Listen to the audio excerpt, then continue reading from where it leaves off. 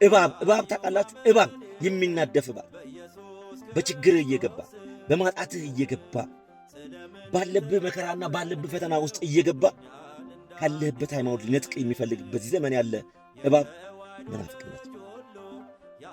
ብቻ የሆነ ነገር ሁን፣ ከታች ጌታ ይወዳል፣ ጌታን ተቀበል ይላል። አንተ እኮ ራበኝና ጠማኝ ተቸገርኩ ነው ያልከው፣ ጌታን ተቀበል፣ ጌታ ይወዳል ይላል። አንተ እኮ የሃይማኖት ችግር አይደለም ያለብህ፣ አንተ እኮ ያለብህ ሌላ ጉዳይ ሊሆን ይችላል።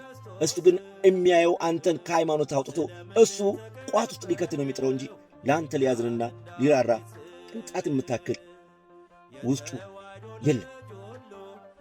የቀደመው እባብ ዛሬም አለ፣ እየተሽከረከረ ነው። ከገነት ያባረረው እባብ ዛሬም አለ፣ አንተ ሊነጥቅ እየተሽከረከረ ነው። በችግር ይመጣል። ያ እባብ ከሃይማኖት ሊያስወጣ ይመጣል። በወደክበት በደካማ ጎንህ ይመጣና ያ እባብ ካመንክበትና ከተረዳህበት ከእግዚአብሔር ቤት ሊያስወጣ ይመጣል። ያ እባብ ዛሬም አለ።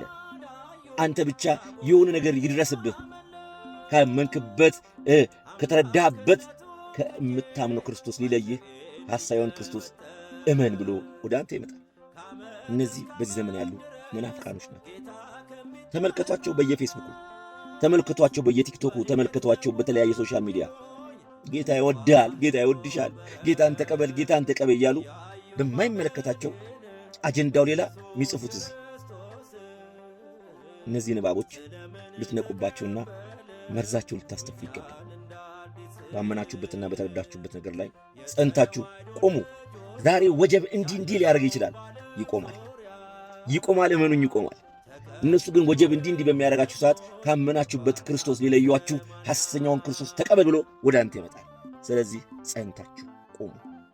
ቅዱስ ገብርኤል እንዳለ ባለንበት ጸንተን ቁም እንዳለ ጸንታችሁ ቆሙ።